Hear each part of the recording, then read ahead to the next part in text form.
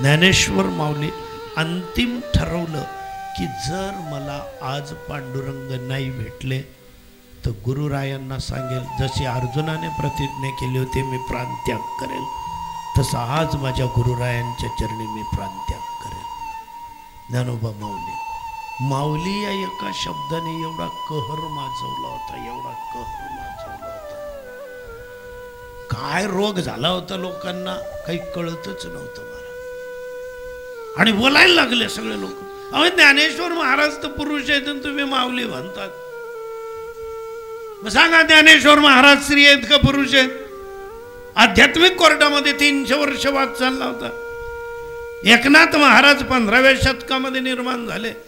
दत्त संप्रदायाचा त्याग न करता त्या संप्रदायासहित वारकरी संप्रदायात विलीन झाले. आणि त्यांनी सगळ्यांना सांगितलं ज्ञानेश्वर महाराज बाई आहेत, स्त्री आहेत. ज्ञानेश्वर महाराज ते एवढी सुंदर अंग गोरे आणि तरणेवरी लेईले आहे लेणे, कोण म्हणतं ज्ञानेश्वर महाराज पुरुष आहेत?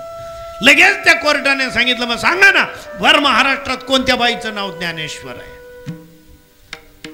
ते म्हणाले नसेलही, पण ज्ञानेश्वर महाराज बाई आहेत आणि नुसती सामान्य बाई नाहीत. ज्ञानाबाई माझी अनाथाची माय.